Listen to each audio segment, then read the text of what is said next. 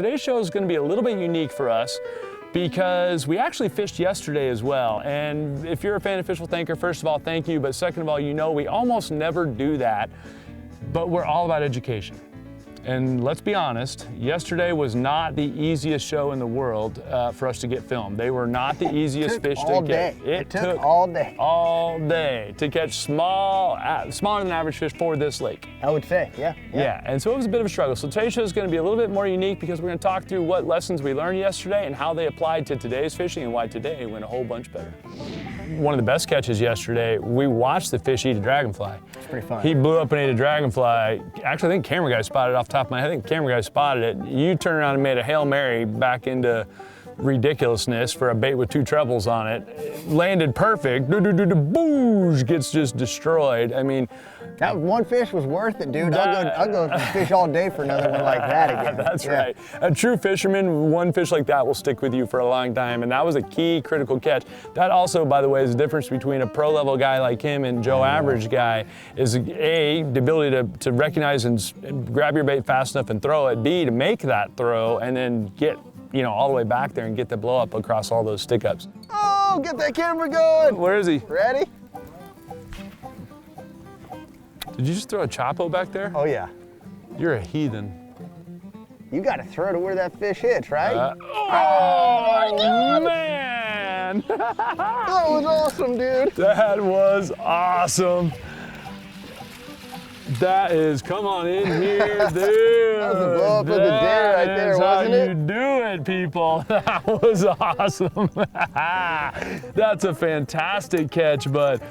See a fish roll back there. We just took a break, guys, and did some rigging real quick. We stood up, one fish rolls way back there, and yeah, buddy. That was fun, dude. Now that's the kind we're looking for. I like that. And you got your Chapo. I want to point this out. Let me see this Chapo real quick. Let me get it hung up in that bush first. Yeah, right. Okay, so it's a bone color, size 90 Chapo. It's available in a 90, a 105, and a 120. You've seen them on a bunch of different episodes. I told you in the beginning, we showed up randomly, had the same exact bait tied on, which is my favorite. This is my favorite one in the lineup right here, the 90 in this color. Is there a more fun way to catch bass than a Chapo? You just saw that, dude. I just screamed like a little girl, man. That was wicked, dude. That was wicked. What rod do you throw it on? What length, power, and action? This is a 7-foot medium action Abu Garcia rod, 30-pound braid, X9 30 from pounds. Berkeley. Yep. The X9 is super, super soft. It's good for casting top waters. Yep. And we talked about it earlier. If you're going to throw a Chapo on braid, medium is a good way to go. If you're going to throw it with mono, go to a medium heavy like you're doing. Right, yep, gotcha. And you got a fast reel on it. You got the MGX fast reel. 8-to-1. Throw it way back in your 8-to-1 reel, guys. You get it back in a hurry. Keep tight on fish that are, well, that's 35 yards back into the bushes. In the bushes, that was nice fun, catch, dude. We preach on our show casting accuracy and line control. As a fundamental thing in angling, casting accuracy and line control will catch you more fish than any secret lure. If you're a good caster and you have good control, I think we demonstrated that yesterday in how cleanly we were able to get baits through stuff like that. Throwing trebled baits in stick-ups like that is not that easy for most guys to do. Oh, and I'll give you major props because I'm running the boat. I know when I'm going to go left or right or forward or back, so I know what my line is going to be doing, whether it's going to come around this stick or go under this stick. And Chad, he's having to just guess what we're going to do and really try to just control his line and look for those lanes up ahead of the boat and plan for this stuff. So it's hard to do when you're in the back of the boat.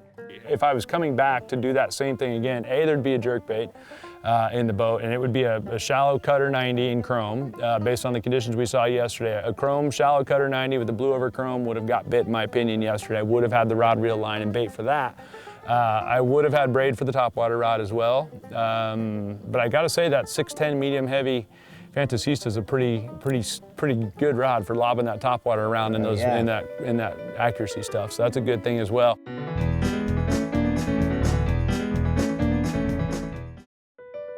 Fishful Thinker is brought to you by Berkeley, your fish, our science. Abu Garcia, fish to win. Sportsman's Warehouse, gear up for unforgettable. We stayed almost all of yesterday, say 4 feet or shallower, 5 feet or shallower. Ultimately, today, we caught fish 5 feet or shallower. I got him first throw. I just want to point that out. Woo! I've been yelling jerkbait for 2 days. That's That's great. Good job, man. That's funny, yeah. I never had a actual Bass Pro say good job for catching one that size. There's another one. All right, guys. Well, we still haven't got us a giant yet, but we are headed the right direction, and that is 2 casts with the jerkbait and 2 fish. So there's another one. All right. Nothing else, we're gonna put some fish in the boat. Now I just gotta find bigger ones. I might need to get a bigger jerkbait out to keep some of these guys off of it. But that's 3 casts and 3 fish. Intuitively, I tell people, oh, you're in the wrong depth range, you're in the wrong depth range. But do you think we're just in the wrong area of the lake? Or are we fishing fish completely disconnected from these fish altogether because these are in a whole different area of the lake? We finally got into the right part of the lake. And you know, again, we were around fish, so it was hard to leave. And we kept talking about how we even wanted to go back a couple times to the same areas and maybe try to fish for them again because we knew they were there. We were just hoping to hit maybe a better time frame. But ultimately, we hit a point this morning. We come back out here and let's do something different.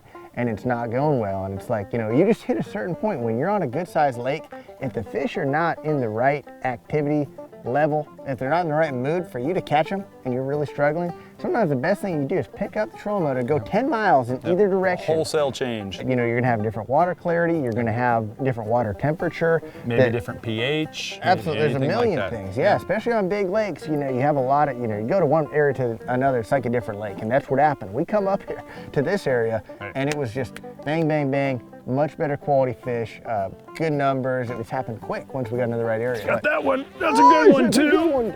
Got that one. Got him. Another one. Yeah, buddy. Got that one. There's one right there. Nice. Big chunk too, dude. Yep. And today proved that unequivocally. We made a wholesale change. I mean, you caught one right off the bat on a 45 bank, which we didn't fish any of those yesterday. Yeah. Did you get a smallie? It's a largemouth. Oh. It's a chunky fish though. And I'm not in a good spot here, guys. Let me, I'm working on setting up a fancy new fishing rod. Meanwhile, the pro is catching them. So let me turn around. What you got there? Oh, dude, you got a nice one right off the bat. That will work, sir. That's a good way to get your morning started. And then we come out here and come up here up in a whole river arm, and this looks completely different. I mean, as you guys watch the footage, this looks completely different than what we did yesterday. And these fish are oh so happy to knock the hooks right off of a spinnerbait or swim jig. So fundamentally, it goes back to you fundamentally changing the whole area of the lake, making a wholesale change in everything you're doing. Different rods, reels, lines, whole area, 15 miles up the lake or whatever, 10 miles up the lake, and got fish to go that way. There's one right there. Nice. Big chunk too, dude. Yep. Maybe that's the girl that was chasing that shad. I'm thinking that spinnerbait bite's gonna work out all right though. And when I'm fishing this thing like I'm fishing, I have so much confidence in it. And I know a spinnerbait's you're a new school angler. You're from the new school, right? I mean, you're 30, so you're... Well, sure, look at me throwing a chatterbait, you're throwing a spinnerbait, but I'm about to tie one on, dude. I'm old schooling it with an old school classic spinnerbait, and that's working. Got that one. That's a good one, too. Good one, dude. Come out of there. That's a good one. On the spinnerbait. Come out of there.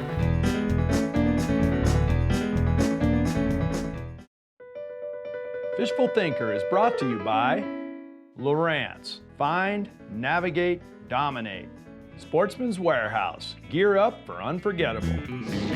Got that one. That's a good one, too. Good one, dude. Come out of there. That's a good one. On the spinnerbait. Come out of there.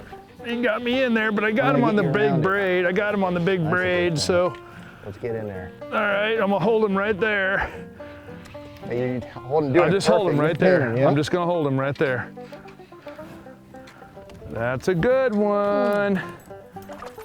Uh-huh. Good job, dude. Uh-huh. Spinnerbait, spinnerbait, spinnerbait. That's the big veracity right there, guys, and the big braid. It's a 65-pound braid on there, actually. We'll set that down. You never lost confidence once he was pinned. You're like, it's cool, I got him on braid. It's all good. Nice, got him on the goat rope. That's a good one right there, guys. And you just said that, and that's just where you just said a minute ago. I might have just missed He's that. He's like, I got bumped right there, and as we got around, I got a lane, I threw it through there and stuck him. Got that one, got him. Another one, yeah, buddy. Got that one. All right, there we go. Another decent one there. This one not quite as big as the last one, but I'm happy to have him. Going up in here. That's a chunk, Take dude. that one. I reeled him up a little short, guys. Same thing. I'm running that spinnerbait, guys, real quick. I'm running that spinnerbait literally right under the surface. So I can see the spinnerbait running back, and they are darting out of the bushes and grabbing that thing. And See what you got there, dude. Good job. another chunky one right there. I need all the luck I can get. Mwah, big smoochy. If you're gonna kiss fish, you gotta kiss them on top of the nose right here, not right here. It's got teeth right there. All right, guys, so there you have it. We believe in honesty here at Fishful Thinker, and hopefully you can relate to some of the rougher days in the water. I'm sure you can. You've had your share of rough days on the water over the years, but the key is, how do you rebound? What did you learn and how do you rebound? And that's what we hope to communicate today is, okay, if you have a day where you catch a bunch of fish, but they aren't the right size, what do you do? Maybe do something different. So hopefully you guys appreciate our honesty and candor. Thanks for you for being humble enough to A, come back out with us and do it again, and B, to communicate that, hey, it happens to everybody. I don't care if you're Kevin Van Dam or you're weekend bait dunker. Everybody has rough days on the water. It's how you recover from them that separates the good days from the bad. You also run guide trips. Very few for you. You have another guy as well that works with you. But if a guy wants to go on a guided trip with you, how's he get a hold of you? Yeah, check us out, the Arizona Fishing Guides. Really easy, or you can just find me on social media, Josh_Bertrand Fishing, on both Instagram and Facebook. And Okay, perfect. Yeah, that's where you find us. And the podcast? We've got a new podcast. Thanks for the reminder, man. Anglers Happy Hour podcast. Very light, fun podcast. We interview a lot of great fishermen and have a good time. If you like fishing, you like joking around, giving your buddies a hard time, it's a good podcast for you. We're gonna give him a hard time after yesterday, but he made up for it today, so we'll get to. Dude, So. we'll catch like 10 fish, but it's not that bad, right? What do you normally catch? Oh, 20, 25, Miss Big now. Hopefully, you guys, you do appreciate our candor. We have a good time in the boat, even on the days that we catch smaller fish or bigger fish, whatever. We enjoy all of them, and hopefully you do the same. If you want to join the conversation with us at Fishful Thinker across all social media platforms, we'd appreciate that. Otherwise, we hope you'll tune in. We'll see you next week. You got to throw to where that fish hits, right? Oh, man! That was awesome, dude. That was awesome. Yeah, buddy. That was fun, dude. Now that's the kind we're looking for. I like that. And you got your chop up. And I had a raccoon for a father, so I gravitate to shiny stuff. Mom was a barracuda. Mom was a barracuda and Dad was a raccoon. Right on. Get some fish And on my that cousin's thing. a crow. Oh, Bertrand. Get him? Oh no, I got my trolling motor prop though. Oh. I could feel the trolling motor prop making the line. You know, oh, was that you? Oh, I didn't realize that was Sorry, somebody. man. Oh, that was my bad. I was really loving where I was at there. Cut, time out for a second. All right, you can cut for a second. Time out, cut for a second.